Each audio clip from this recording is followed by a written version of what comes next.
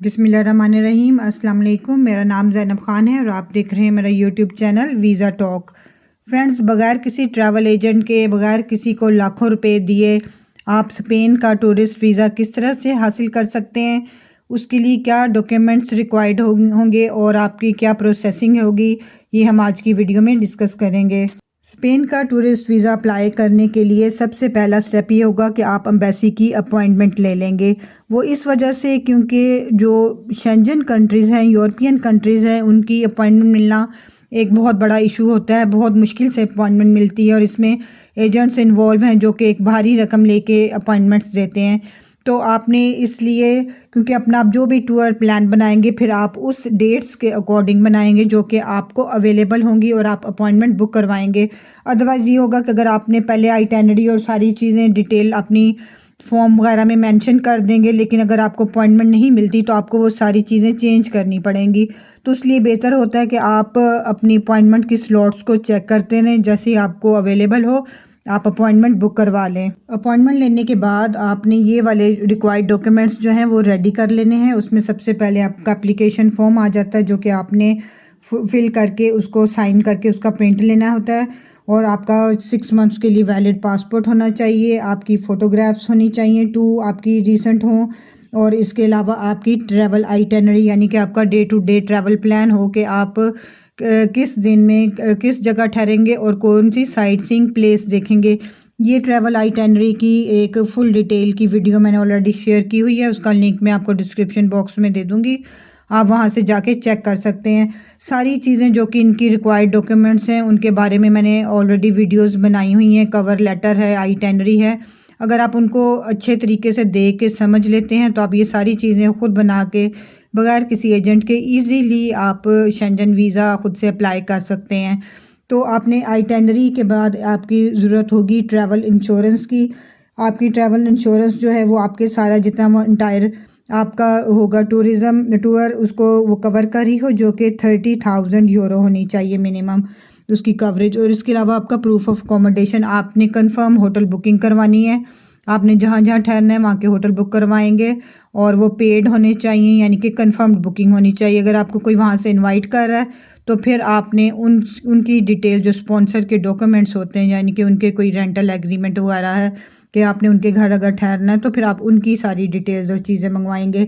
इसके अलावा आपके फाइनेंशियल प्रूफ्स हैं, यानी कि आप क्या क्या सोर्स ऑफ इनकम है आपकी, जिसमें कि बैंक स्टेटमेंट आ जाएगी जो कि आपके सारे इंटायर उसको कवर कर रही हो। इसके अलावा आपका, अगर आप बिजनेसमैन हैं तो बिज़नेस का letter head, NTN, tax returns, कोई भी बिज़नेस से रिलेटेड आपके कोई सेल परचेज़ है या कोई उसके उससे रिलेटेड कोई आपकी डीलिंग्स हैं उसके प्रूफ्स होंगे। और अगर आप जॉब करते हैं तो फिर आपके जॉब के प्रूफ्स होंगे, यानी कि आपका एनओसी लगेगा, आपकी सैलरी स्लिप्स लगेंगी, आपकी बैंक स्टेटमेंट लगेगी जिसमें कि आपकी सैलरी जाती नज़र आ रही होगी। इस तरह से जितने भी आपके जॉब से रिलेटेड प्रूफ्स हैं या बिज़नेस से रिलेटेड आपके प्रूफ्स होंगे वो सारे डॉक्यूमेंट्स लगेंगे। इसके अलावा आपने कॉम्प्रिहेंसिव कवर लेटर बनाना है। कवर लेटर शेंजन वीज़ा का किस तरह से बनाते हैं उसकी भी वीडियो मैंने शेयर की हुई है, उसका लिंक मैं आपको डिस्क्रिप्शन बॉक्स में दे दूँगी। आप वहाँ जाके अगर चेक करेंगे तो आप ख़ुद से एक बहुत अच्छा कवर लेटर ऐसा बना सकेंगे कि जिस पे वीज़ा ईज़िली आपको मिल जाएगा।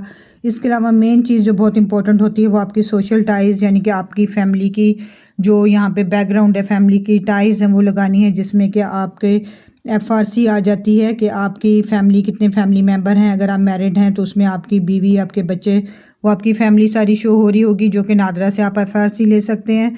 मैरिज सर्टिफिकेट आप लगा सकते हैं, बच्चों के बर्थ सर्टिफिकेट, स्कूल के सर्टिफिकेट्स वगैरह जो उनके बोनाफाइड लेटर्स होते हैं वो आप लगा सकते हैं। और फिर आपने वहाँ जाके वीज़ा फ़ी पे कर देनी होती है और आपका इंटरव्यू हो जाता है। तो मेनली ये डॉक्यूमेंट्स हैं जो कि आपने अरेंज करने हैं और बगैर एजेंट के आपने अपना वीज़ा अप्लाई कर देना है। इन डॉक्यूमेंट्स के अलावा आपकी फ़्लाइट रिज़र्वेशन जो डमी टिकट होती है वो लगेगी, वो राउंड ट्रिप की होगी कि आपने जिस डेट को जाना है वो डेट मेंशन होगी, और आपकी रिटर्न उसमें डेट भी मेंशन होगी कि आपने कब वापस आना है। अगर आप ये सारी चीज़ें अच्छे तरीके से, जिस तरह से कि आइटनरी आपको बनाना सिखाई है, कवर लेटर बनाना सिखाया है, आप इस तरह से रेडी कर लेते हैं और आपकी अच्छी बैंक स्टेटमेंट होती है और साथ में आप प्रूफ सारे अपनी सोशल फाइनेंशियल टाइज़ के लगाते हैं, तो इंशाल्लाह विदिन 15 वर्किंग डेज़ में आपकी प्रोसेसिंग हो जाएगी और आपका वीज़ा स्टैंप होके आ जाएगा। ड्यूरिंग दिस प्रोसेस एम्बेसी की मर्ज़ी है कि वो आपको थ्रू कॉल आपसे इंटरव्यू भी कंडक्ट कर सकती है। और इस वीज़ा की फ़ी जस्ट 80 यूरो है, जो कि अगर आप रुपीज़ में कन्वर्ट करते हैं तो ये पाक रुपीज़ में ऑलमोस्ट 23,000 बनते हैं। और अगर आप इंडिया से करते हैं तो आपके वहाँ पे करेंसी के रेट के हिसाब से बनते हैं। तो आप जस्ट 80 यूरो में स्पेन का टूरिस्ट वीज़ा बगैर किसी एजेंट के ख़ुद से अप्लाई करें और अपने लाखों रुपए बचाएं। तो आई होप आपको सारी प्रोसेसिंग समझ आ गई होगी कि आप जस्ट थोड़े से यूरो दे के किस तरह से स्पेन का टूरिस्ट वीज़ा खुद से ले सकते हैं। अगर आपको वीडियो अच्छी लगी हो तो वीडियो को काइंडली लाइक करें, फ्रेंड्स और फैमिली के साथ लाजमन शेयर करें। और अगर आप मेरे चैनल पर नए हैं तो काइंडली मेरे चैनल को ज़रूर सब्सक्राइब करें ताकि आपको फ्यूचर में भी इस तरह की इन्फॉर्मेटिव वीडियोस मिलती रहें। Thank you. अल्लाह हाफिज़।